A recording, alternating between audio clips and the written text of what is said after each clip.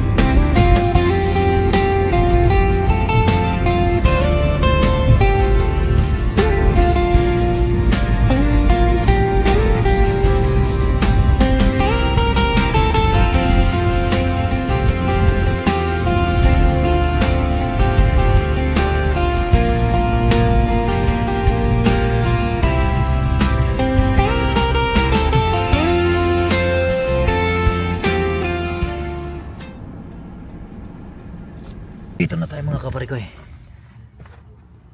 Okay. So, lakad tayo ng konti. At nasa loob lang tayo. Oh, maganda oh. Ganda ng bulaklak ah.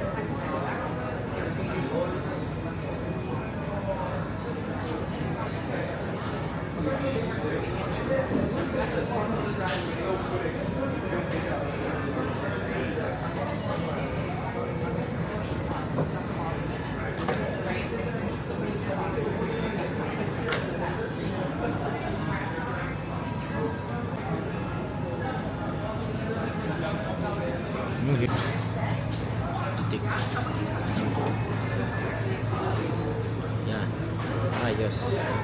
Ayan, so kapag kape din rin tayo dito.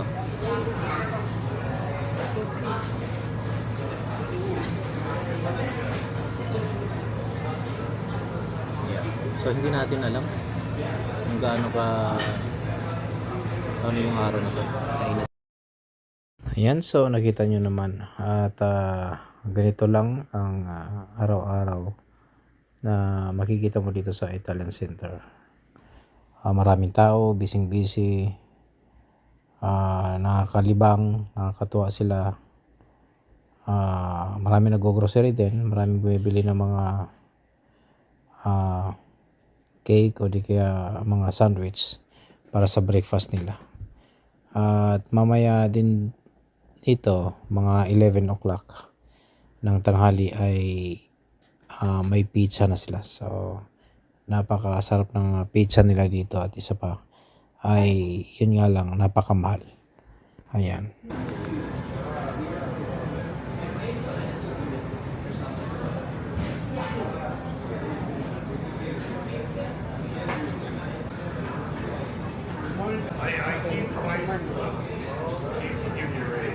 Pwede. So, exit tayo. Subject lost.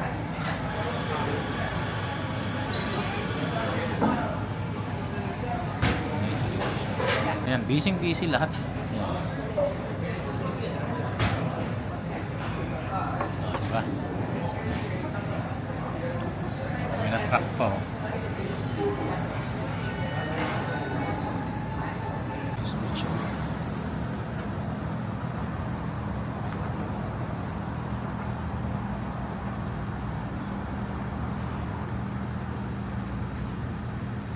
Oh, nasa ano ka? Yan.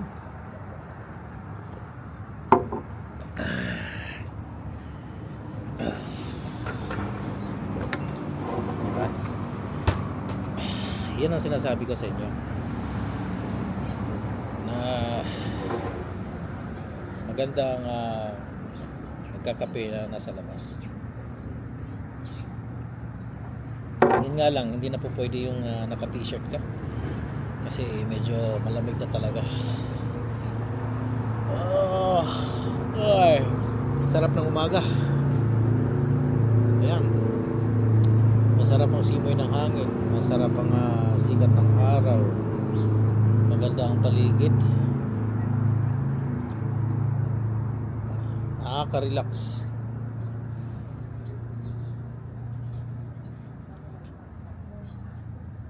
Kunin ng mga ibon, di ba? Dami kayong mga ibon yung tinuha. Pakita ko sa inyo yung mga ibon. Okay? Ito kayo.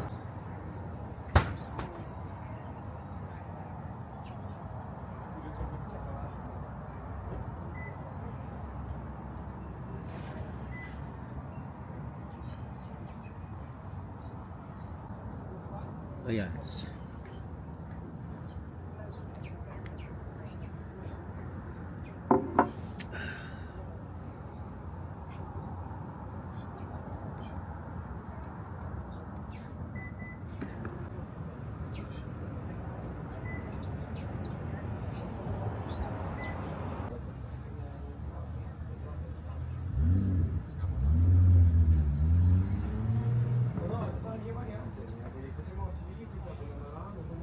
Я свої хотів, ну як не свої.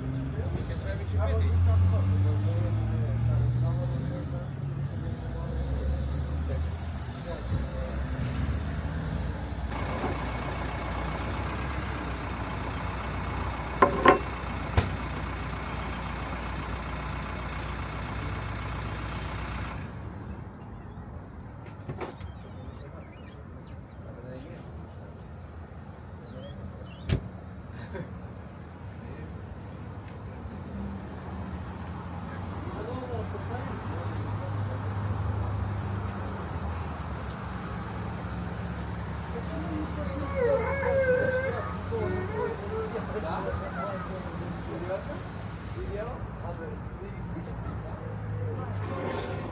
Ayan, so tuloy-tuloy ang dating nila.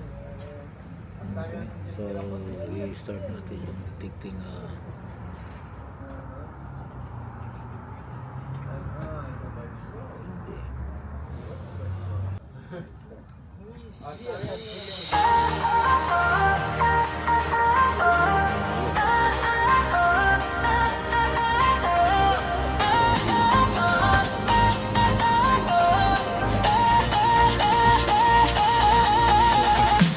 Ang kwento-kwento ko dito sa Canada ay di na iiba sa kwento ng iba. Basta kasama ang buong pamilya, mas masaya talaga. Kaya kalimutan ang sarili, ay dapat magpahinga din, pahinga-hinga din minsan para sa ating kalusugan.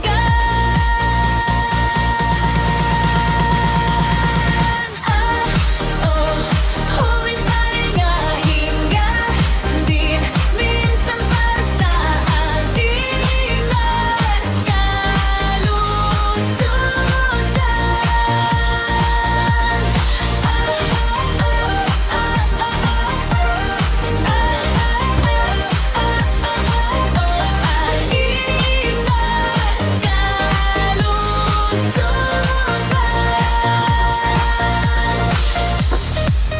tuloy-tuloy pa yan.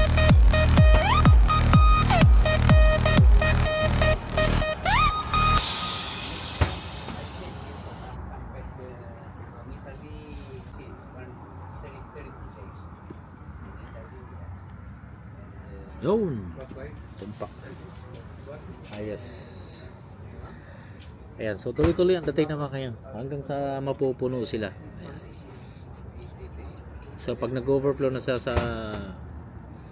loob, diretso na sila dito sa labas. Saka mas marami ang umuupo dito sa labas dahil nagpapainit nga. Kasi maganda at masarap ang simoy ng hangin at init eh. Sikat ng araw. Hindi pa masyado masakit sa balat.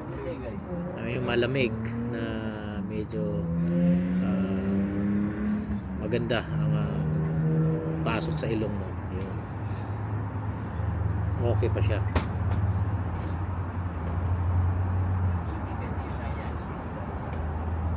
So maya lang diretso na rin tayo dahil may swimming na si Chloe. Hindi naman tayo pwede magtagal na dito. So alas 10:10 ang swimming lesson niya, then paliliguan ko ulit. And then after saan kami pupunta? Baka pupunta kami sa Costco, may bibili ng mga prutas. Ayan. So 15 pa lang pala tayo ngayon. Ako. Dami tayong responsible pagka dating na 15.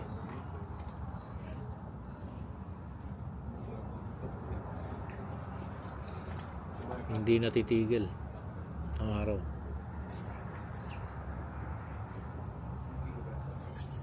So hopefully sana makapag-live pa tayo mamaya.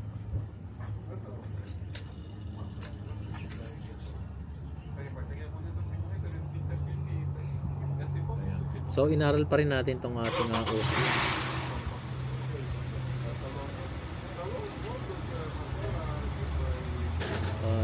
Pinifigure out ko pa yung ibang mga kanyang mga hacks and tricks doon sa kanyang lens. Okay. Yeah. Since na napakalinaw at napakaganda ng quality niya, mukhang parang hindi mo na rin kailangan ng mic eh. Napakalakas niyang sumagap ng kanyang mic. No?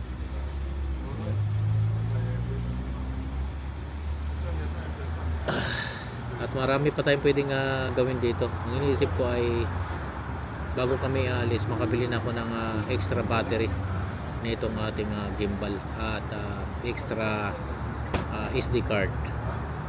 Yan. Baka mamaya kasi mapuno at wala tayong oras mag upload ng mga ating mga video at yun na, nahihirapan tayo.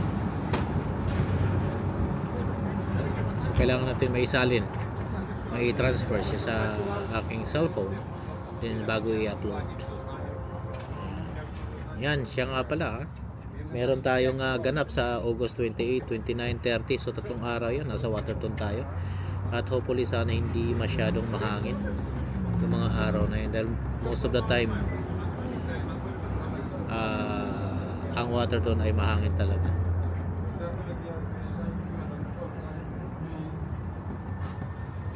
Yan.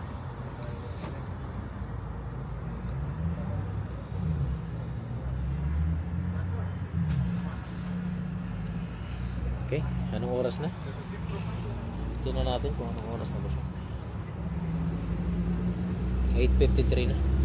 So magna 9 na. Ayan.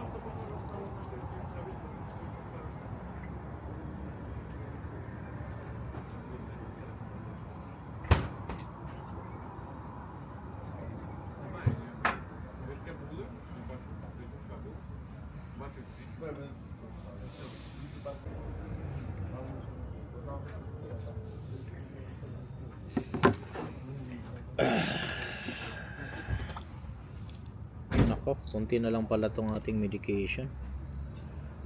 Pang 5 araw na lang, 2, 4, 5. So 5 days. So Lunes, Martes, Miyerkules. So Miyerkules meron akong ganap sa aking doktor. Laki ng aso rin.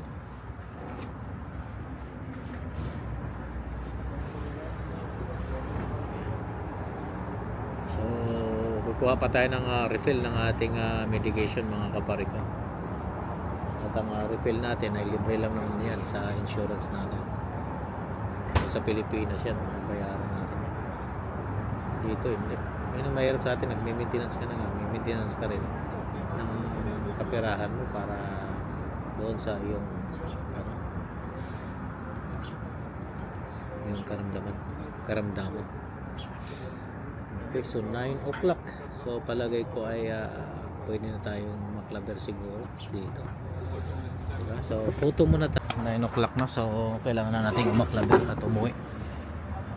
Dahil ihatid natin si Chloe sa swimming. Okay. So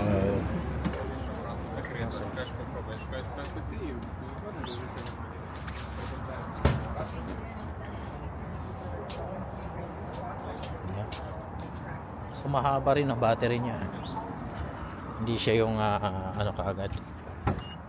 So kailangan talaga makabili tayo ng extra battery.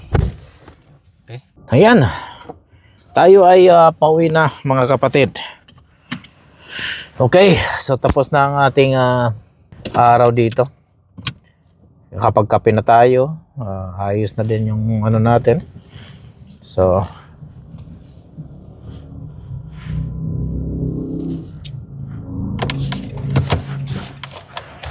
okay, tara. Alis na tayo.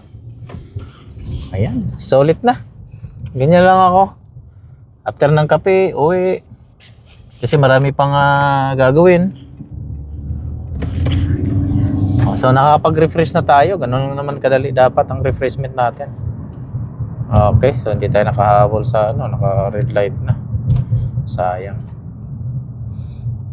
Okay. Ayan. So dito ba? Kita nyo naman, di ba?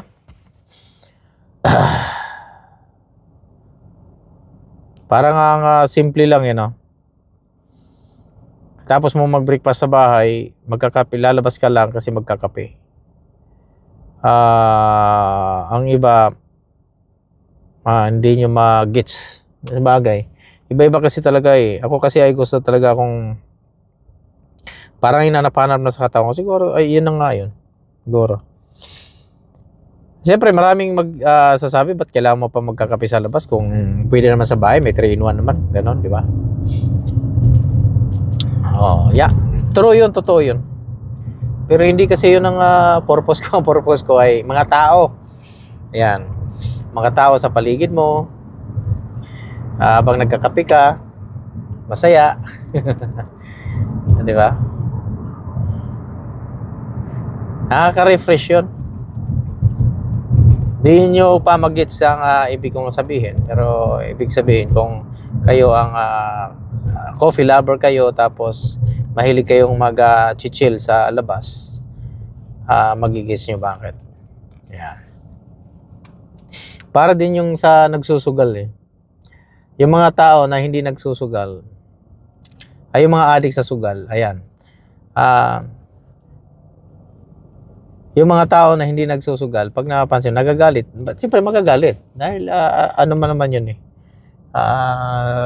Sabihin mo na addict sila sa sugal. Di ba? Pero sa totoo lang, kung kayo ang nasa lagay din nila, mahirap din sa kanila. Oo. Kasi, yun yung nagisnan din nila eh. Masaya, doon sila sumasaya eh. Pag nakapagsusugal sila eh.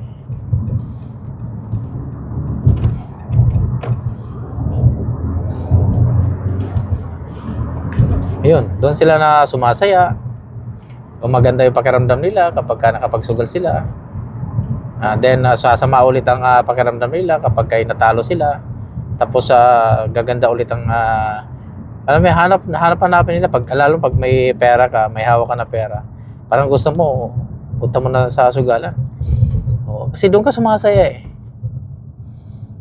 Yeah, tama. And then dito rin ako sumasaya sa pagkakape. Kikita yung mga tao. Nare-refresh ka din. Di ba?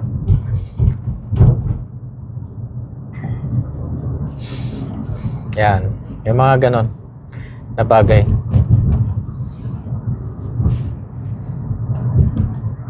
Although nakaka-refresh naman talaga. Kasi mamaya magmumukmo ka na naman sa bahay, di ba? Imagine niyo kung kanto to kanto lang ang maabot sa mata ninyo dahil nasa loob lang kayo ng bahay. Di ba? Then matapos ang araw ninyo nasa loob lang ng bahay, then papasok na naman kayo. Di ba yamot kayo? Kulang nga. Pero marami akong kasamahan na yamot sa mundo. Sa trabaho, marami. Yamot sa mundo. Na pagod. Dahil dalawang trabaho. Pangatlo, may problema talaga. Pangapat, hindi sila masaya. Yan. Marami yan sa hindi masaya. Hindi ibig sabihin na sinabi kong hindi masaya. Hindi masaya sa trabaho, hindi masaya sa kasi nasa loob lang ng bahay kasi. Buryo ka eh. Maano yung utak mo. Madaling sumiklab. Kaya nga dito may stress relief, 'di ba? Na may stress leave. Yun yung pang stress relief nila na makapag-refresh ka. Para maiba naman ang ambience mo, punta ka sa Rocky Mountains, sa bundok, by natures, dagat, kahit saan. Yun talagang purpose. Para manumbalik ulit ang iyong work of ethics sa trabaho. Hindi ka mayayamot, hindi ka mabubuisit o hindi ka, alam mo yun, nandun pa rin yung sipag mo. Parang hindi ka napapagod. Ganun ang purpose nun. Ayan. Kaya tinan nyo na lang yung dalawa ang trabaho. Imagine natin yung dalawang trabaho na kapwa natin. Dalawang trabaho, tinan mo. Makakukuha nyo pa ba na ngumiti? Di ba? Hirap na rin kayong ngumiti sa sarili niyo. Kahit ngitian nyo nga lang yung sarili nyo, hirap na kayo.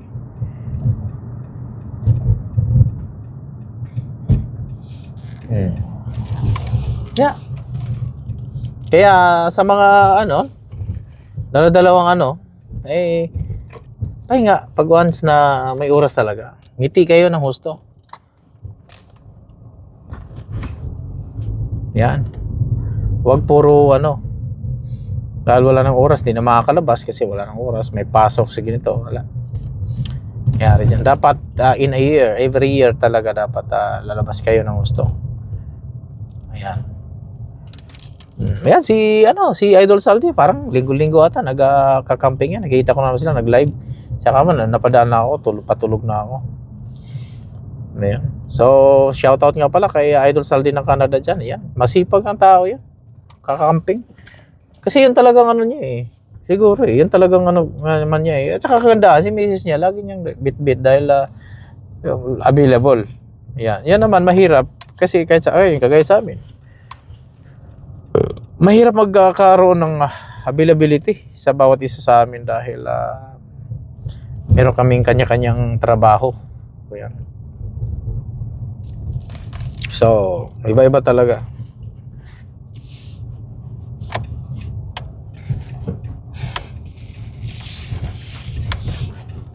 Ayan, dito na tayo mga kaparikoy.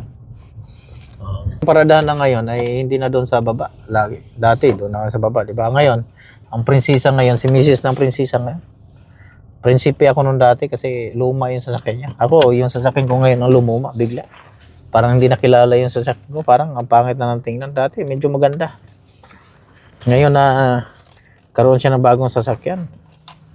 Parang ang tingin na tuloy ng sasakyan ko ay ano na, yagit.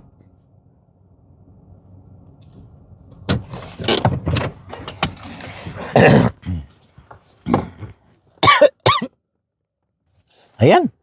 So, ganun lang kadali. Ganun lang kadali. Gumawa ng segment ngayong araw na to. Okay? So, tara. Try natin. Itong i-upload na natin tong ating